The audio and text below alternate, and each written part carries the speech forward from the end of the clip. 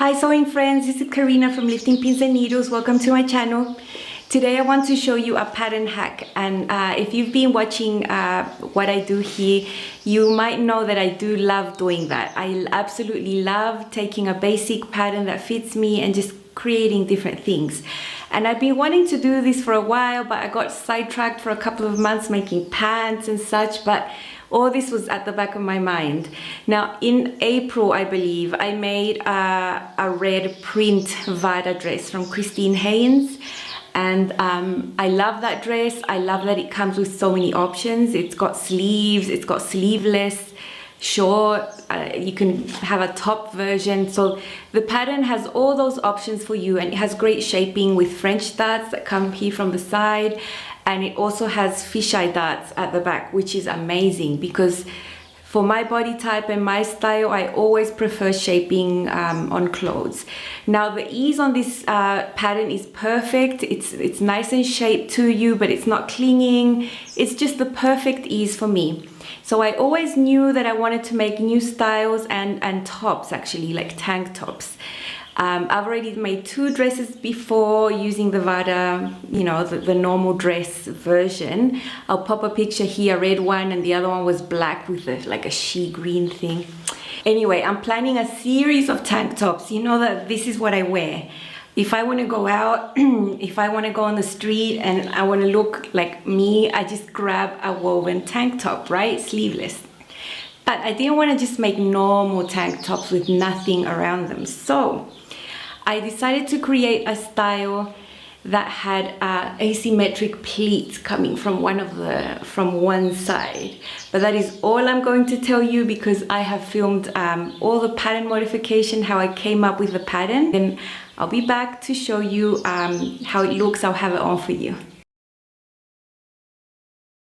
This is the front pattern, and if you can see this French dart, that red line marks the original one from the pattern, stops up there.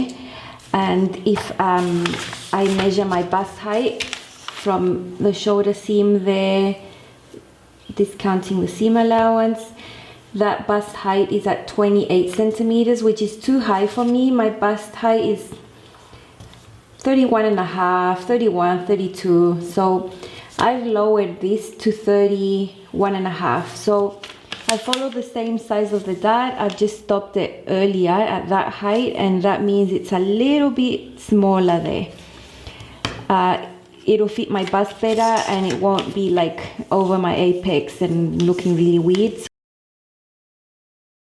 I have just taken the front pattern piece and put it on the fold there of the paper, so I have a full pattern piece, and I need to do that to create an asymmetrical thing going on one of the shoulders. My piece of paper has been chopped up and marked in a billion places, but please try to ignore all those lines.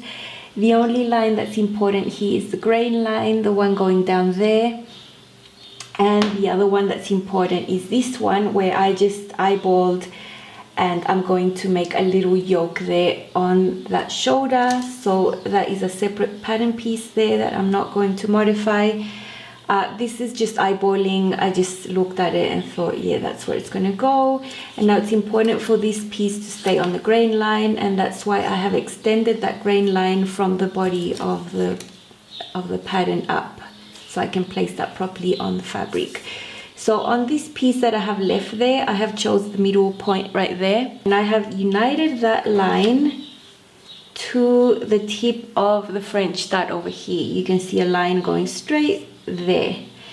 Now I have extended my cut line all the way down to the edge of this French dart, and that is how I can eliminate it. So I'm just going to take that point there and pivot and close off the French dart. Now you see, when I close the French dart on the side, all this volume that opens up diagonally, and that is the volume I'm going to use to create those little pleats that will unite to that little shoulder yoke I'm going to have. When I transfer this onto another paper, I'm going to have all that volume there. How much is it? 10 centimeters. I have 10 centimeters. All that cut up paper's gone. I've transferred it to a fresh paper so you can see all the outline of the whole front pattern piece wide open. Remember from this point there where I closed that French dart, I had opened up a huge dart here that takes up about 10 centimeters of volume. But then I have this area and that area that I like opened up. Anyway, I'm going to measure from here to there and I have 21 centimeters. I'm going to divide that by 4 because I want to create 3 pleats. So let's say it's 20. I'm going to start 1 centimeter inwards here on the neckline. So there, you know, 20 divided by 4 is 5, right? So it's quite easy. So I'm just marking my lines right there. So I'm basically going to have a pleat there, a pleat there, and a pleat there. I have 10 centimeters of volume to remove. So basically each of the pleats has to be 3.3 centimeters in depth. And I'm going to start by drawing little dotted lines from each of these marks down to that apex. I'm not sure if you can see those red lines. I'm going to mark them in pink, just for you. So these are going to be the center of these pleats I'm going to create on the neckline. I really hope you can see that. So what is half of what's half of 3.33? 3.33 divided by 2 is 1665. Let's say 1.7 centimeters. So I'm going to measure 1.7 centimeters that way and that way. Now see why I like the metric system? It's so accurate. If I was trying to do this in inches, I wouldn't know what to do. How to like divide things. I would be very lost. Okay, so I'm just going to draw these now, and I'm only going to draw them partially.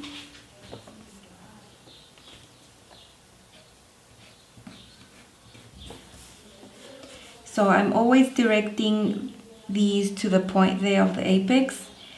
And when I make my top, I'm actually going to sew these down about an inch maybe, these pleats, and then leave them open to drape across the body to the other side. Now you notice I'm just doing these randomly. I have to fold these down and then true out that line, but I'm not doing that yet.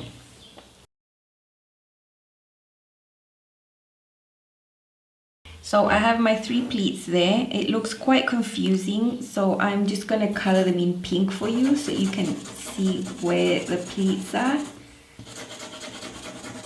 Now I'm just going to fold them and pin them as if I'm sewing them, and then I can true out that weirdness there.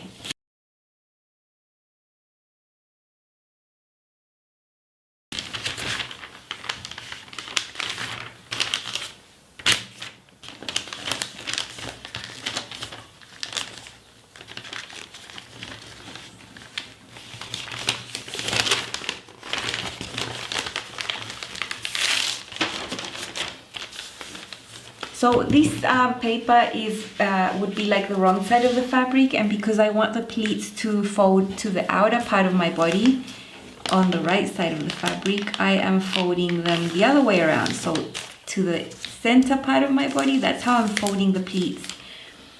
But when I look at this on the other side, the pleats will be directed to the outer knee.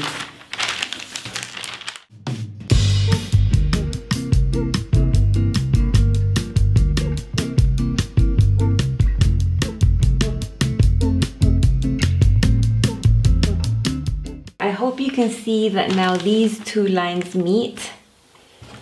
So if I put my ruler here, these 2 lines meet there, right? So now I can just cut there, and this will be the piece that will go attached to this other part of the shoulder. You see how they match perfectly? So I'm gonna go ahead and cut all the way around, and you can see how that looks afterwards. Okay, so I've cut all the way around my pattern piece. This looks horrible. I mean, paper does not drape like fabric will. And I'll always use a drapey fabric. I won't use like something stiff like cotton or whatever. I've marked the grain line. I've marked the same French dart here on this side. Remember, the French dart was eliminated and transformed into pleats on the opposite shoulder. So I'm gonna just take these pins off so you can see how this is gonna look. See all those jagged lines there? Well, that's how pleats look. So when I'm cutting, I'm gonna have to add seam allowance just on this piece there and at the bottom there, so that that matches there. All the rest of the top already has seam allowance because I'm using a commercial, or I'm using a pattern. I didn't draft this, so I'm just gonna write here Varda top. This is a size 14 with seam allowance. Okay, so the seam allowance is 5/8 of an inch. I just confirmed that in the pattern instructions. I didn't remember.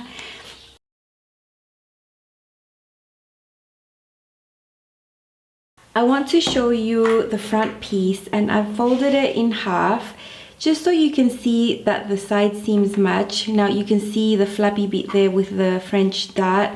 The other side is the side I removed the dart, and they are exactly the same length, the same thing. Also, I have already sewn the pleats there and attached that little piece that was going to be part of the shoulder, and everything matches there too. The arm size is exactly the same, the neckline is the same. So basically all these pleats and things are design features, but they don't actually change the shape of the other half of the garment. So I'm very excited about this.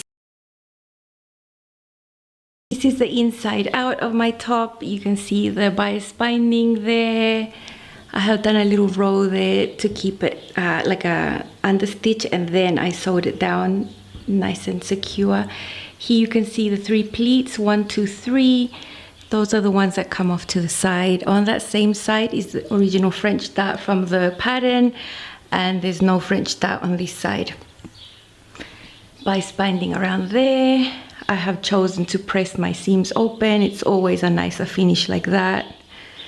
And just a normal simple hem. So the Varda top is just basic, you know. I've made it stop mid hip. It can be longer, you know, but length is a personal preference. I've got it with a denim skirt, and it's got some discreet shaping, you know. The fisheye darts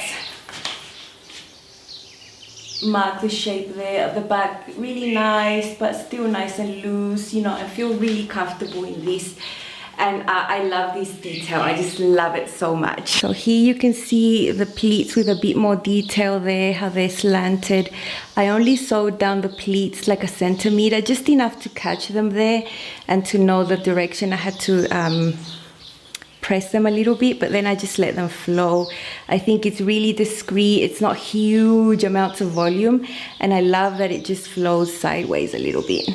I don't know if you like chopping up patterns like I do. I just think it's so much fun, and because it's one of the things I enjoy doing most, I want to share that, even if it's just for entertainment value, and so that you can see how it's not that hard. It's not really that hard, and you can just experiment. I've never made this before, but in theory, it should work. You know, you're just moving a dart and putting it, removing the volume, and then just, yeah, you're just moving darts around. And once I got that like light bulb moment ages ago, I'm like, oh, I'm so free, I can do whatever I want now. So yeah, I'm gonna keep hacking the Varda pattern because I think I can do a lot of things with it. So don't be shocked if you see a bunch of Varda vlogs. They will be short and sweet anyway. Anyway, that's all for now. Thank you for joining me. Don't forget to subscribe, like, share, and tell me if you like hacking or you just like making it as is. I'm a rebel that way. I like to hack. I really love hacking. It's just too much fun to not hack. That's all. See you soon. Bye.